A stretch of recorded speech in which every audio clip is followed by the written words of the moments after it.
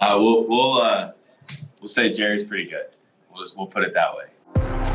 Pretty good, yeah, I'd say so. The rookie wideout was making plays once again on Monday as the pads came on. Hello, I'm Phil Milani. Thank you for joining us for our Broncos Camp Daily Recap.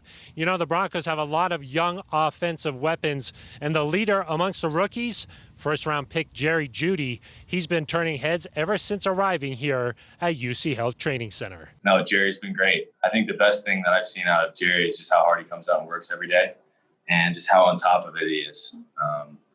No questions asked. You know, get in there, call play, he's out. Same with KJ, same with Albert, same with a lot of these guys. I mean, I've just been extremely impressed with how much work the guys around us have been putting in to be able to come out ready to go every single day, knowing that we don't have very many days to be ready for that Monday night game. Jeudy is not the only one working hard. Let's bring in our Aric, DiLalla. Aric, how's the hair looking today? It's good for now, Phil. We'll see if it makes it through the whole segment. It's windy where you are, huh? It's tough up here on the fieldhouse balcony, Phil. We can't all be down at field level. Tough conditions, I know. Somehow you'll have to persevere. Aric, let's talk about Drew Lock and how you've seen him progress through the first 3 days here at Broncos camp. Yeah, Phil, I thought Monday was the Q's best day out there yet. Looked in command. His accuracy was really good. Decision-making was good.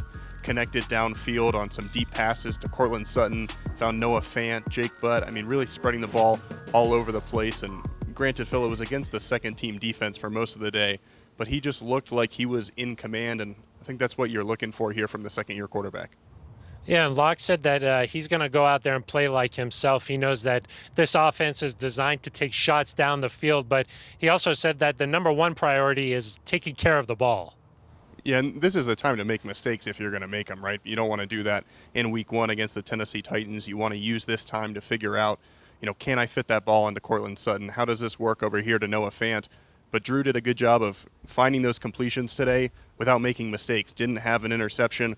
Really, I think only had a couple of passes batted down. So really took a step forward, and I think that's what you want to see here as he tries to master Pat Shurmur's offense. And now let's get to the most serious thing that we learned today, and that's there might not be a Buzz Lightyear celebration coming up in 2020.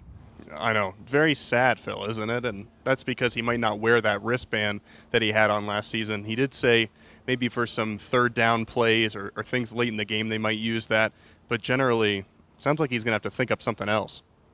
Yeah, another sign of maturity from Drew Lock there, not needing to wear that wristband. And the other thing that he mentioned is that he takes it upon himself to make sure that the team is taking COVID protocols seriously. It's really easy right now for all of us to be safe because, we're here from this early in the morning to this late at night, and all you want to do when you're done is go home and get your rest and start the day back up. I think the real thing is going to be when we get into a game prep week. We got a couple off days. The nights aren't as long as camp. The mornings aren't as early to where guys might feel like they have a little free time. But, that's my responsibility to remind us that, this is a very important season for all of us, important season for everybody. But it's also very important for us to stay healthy and realize that, if we really do love the game as much as we say we do, we should be willing to sacrifice a little bit of free time and some time out of football. And I know personally I love it enough to be able to give that up. You could tell that Drew Lock really loves playing this game just the way he acts out on the field. Let's bring in Sidney Jones now. And Sidney, what have you seen from this Broncos offense? It looks like they're picking up the new scheme pretty well. And hats off to Drew Lock for learning this scheme virtually this offseason and then having to come on the field and execute it. One thing that he said in his media press conference today is that Pat Shurmur is one of the nicest offensive coordinators he's ever worked with. And that says a lot because Drew Lock has worked with a handful of offensive coordinators. He said that he hasn't quite gotten to that point where he's felt overwhelmed or anything like that. So a lot of credit goes to Pat Shurmur. And, one other person who's been impressed with Shurmur is head coach Vic Fangio. Yeah, we have some principles from a lot of different offenses, and I think, some of the plays that you're alluding to as college-type plays, I think, a lot of teams have those plays now. So, yeah, and they're a part of our offense. And as we wrap things up on this Monday, a couple of injury notes. Second-round pick KJ Hamler was back out of practice after leaving early on Sunday. And we saw tight end Andrew Beck for the first time. He remains the only Broncos player to have shown up on the COVID list. That's going to do it for us. For Sidney Jones and Aric DiLalla, I'm Phil Milani. This has been our Broncos Camp Daily Recap.